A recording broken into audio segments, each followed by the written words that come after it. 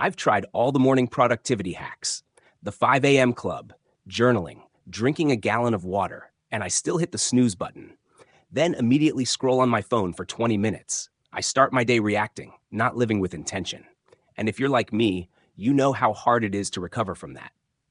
The rest of the day just feels like catch up. But what if the real secret to success isn't more discipline or waking up at some ungodly hour?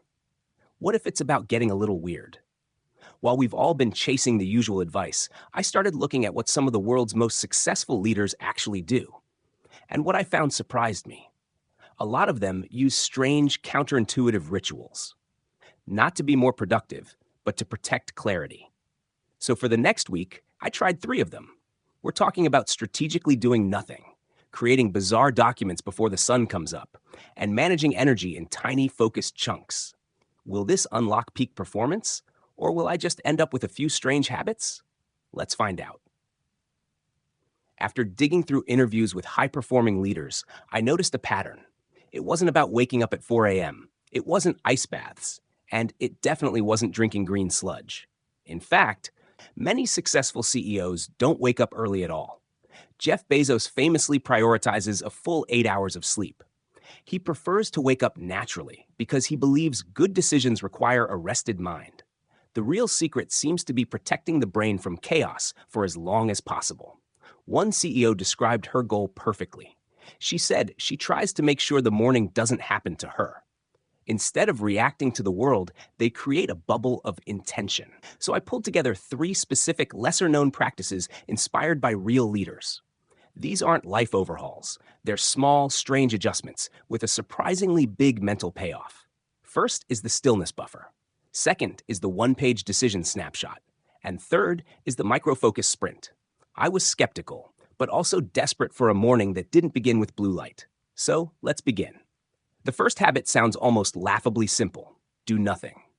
Not meditating with an app, not checking messages, just intentional stillness. Many top performers protect the first few minutes of their day from any digital input. No email, no news, no social media. Because the second you grab your phone, you let other people's priorities decide your mental state. You start the day on defense. This habit flips that script. When you wake up, before touching your phone, you just sit on the edge of the bed, in a chair, with coffee, looking out the window. No screens. My first day felt incredibly weird. My hand kept reaching for my phone. My brain itched for stimulation. But after a few minutes, something shifted. The internal noise died down. I wasn't thinking about emails or headlines or notifications. I was just there. By the end of 10 minutes, I felt calmer. Not more productive yet, but more in control. It was a quiet realization of how addicted we are to that first dopamine hit. Calm, it turns out, is a superpower. This next habit is for anyone who feels owned by their inbox. Instead of reacting, you lead your day. Effective leaders frame their biggest decision first, before answering messages. They clarify the one thing that actually matters. This feels backward. We're taught to clear the small stuff first, but your best brain power belongs to your most important decision. Here's how it works. Before opening email or Slack, take one piece of paper. At the top, write a single-sentence headline for the biggest problem or decision you face today. Then list 2 or 3 possible options. For each option, write one sentence explaining the path forward. Finally, choose one, assign an owner, and define the next step. That's it. 10 minutes, total clarity. When I tried this, my big issue was a stalled video project. Instead of waiting for updates, I wrote, how do I relaunch the stalled project? My options were simple. Reassign it, simplify it and finish it myself. Or kill it. I chose to simplify, assigned it to myself, and wrote the next step. When I opened email later, I wasn't scrolling. I had a mission. The anxiety was gone, replaced by direction.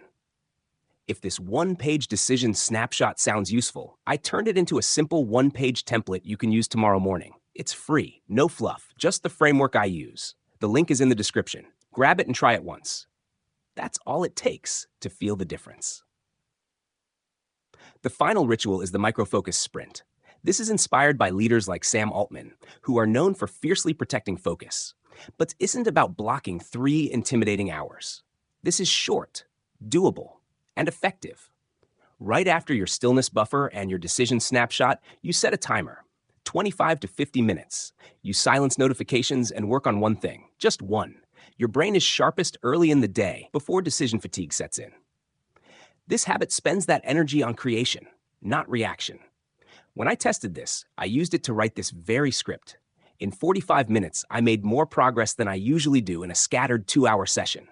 It built momentum. Before 10 a.m., I already had a win. That changed everything.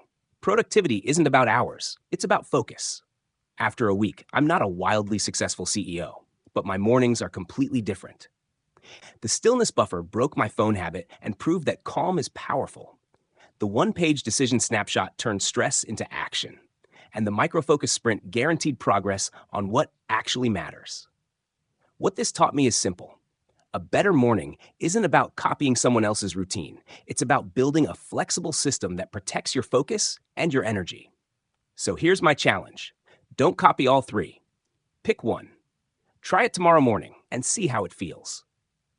If you want more experiments like this, real systems, no hype, no guru routines, subscribe to the Success Mobilizer. This channel is about protecting your focus before the world tries to take it. Now go get some sleep. You'll need it for your stillness buffer tomorrow.